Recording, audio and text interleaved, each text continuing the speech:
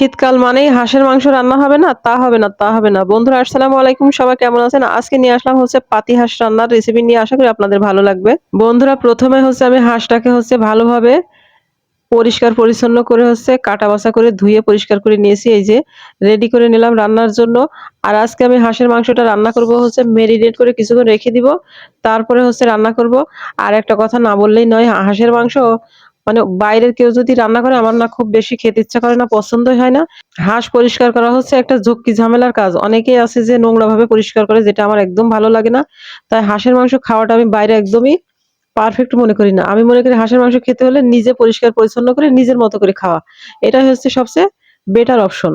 যাই হোক বন্ধুরা, এবার হচ্ছে মূল রান্নায় চলে আসি। এই যে দেখছেন হচ্ছে পাতিলে হাঁসের মাংসগুলো নিয়ে নিলাম। তারপরে দিয়ে দিলাম হচ্ছে পরিমাণ মতো সরিষার তেল আর স্বাদ মতো লবণ। তারপরে দিয়ে দিলাম হচ্ছে হলুদের গুঁড়া, মরিচের গুঁড়া, তারপরে জিরা, ধনিয়া গুঁড়া, আর দিয়ে দিলাম হচ্ছে গরম মসলা গুঁড়া। আর এই গরম মসলার মধ্যে হচ্ছে সবগুলো মসলাই আছে। আর বন্ধুরা তারপরে দিয়ে দিলাম হচ্ছে রাঁধুনি মাংসের মসলা। আর এখন দিয়ে দেবো হচ্ছে পেঁয়াজ কুচি। আর পেঁয়াজ কুচিটা বেশ অনেকটা দিয়েছি, কারণ হচ্ছে যেহেতু মাখিয়ে রাখবো। আর তারপরে দিয়ে দিলাম হচ্ছে আদা বাটা, রসুন বাটা। আর এগুলো দিয়ে হাত দিয়ে হচ্ছে মাখিয়ে নিলে হয়, কিন্তু আমি হাত দিয়ে মাখাবো না। আমি হচ্ছে খুন্তি দিয়েই মাখাবো।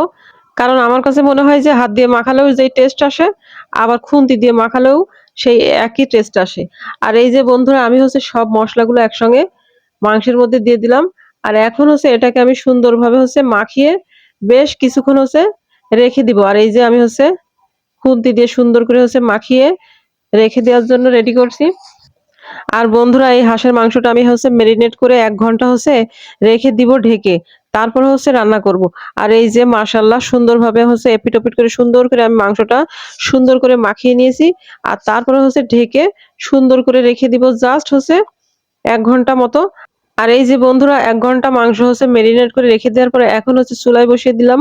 আর এই যে এখন আমি হচ্ছে চুলা অন করে ঢাকনা দিয়ে সুন্দর করে কষিয়ে রান্না করব। আর এই যে ঢাকনা দিয়ে দিলাম হচ্ছে কষানোর জন্য। আর এই যে দেখছেন কষানো প্রায় একদম সুন্দর মতো হয়ে গেছে। আর এখন হচ্ছে দিয়ে দিচ্ছি হচ্ছে নারিকেলের দুধ।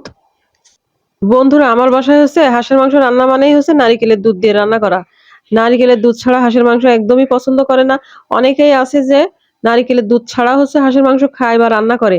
কিন্তু আমাদের কাছে নারিকেলের দুধ মানেই হচ্ছে হাঁসের মাংস, না হলে না। আর আসলেই নারিকেলের দুধ ছাড়া হচ্ছে হাঁসের মাংসর পারফেক্ট যে টেস্ট সেটা আসলেই আসে না। আর এই যে কয়েক দফায় আমি হচ্ছে নারিকেলের দুধ দিয়ে সুন্দর করে কষিয়ে নিয়েছি, ১ বার ২ বার না, বেশ কয়েকবার অল্প অল্প করে নারিকেলের দুধ দিয়েছি আর হচ্ছে কষিয়ে নিয়েছি। আর একদম পারফেক্ট যখন কষাটা হয়ে গেছে তখন ওই যে দিয়ে দিলাম হচ্ছে রান্নার জন্য পরিমাণ মতো পানি। আর এখন আমি এটাকে হচ্ছে সুন্দর করে রান্না করে নিব। আর এই যে দেখছেন রান্না হচ্ছে শেষের দিকে মাশাআল্লাহ। আর বন্ধুরা অফ ক্যামেরায় আমি আবার হচ্ছে জিরার গুঁড়া দিয়েছিলাম, মানে টালা জিরার গুঁড়া। আর এই যে দেখেন হাঁসের মাংস রান্নার ফাইনাল লুক মাশাআল্লাহ। যাই হোক বন্ধুরা, আমার হাঁসের মাংস রান্নার রেসিপি কেমন হলো অবশ্যই জানাতে ভুলবেন না। আর পরবর্তী ভিডিও দেখার আমন্ত্রণ জানিয়ে শেষ করছি। আল্লাহ হাফেজ।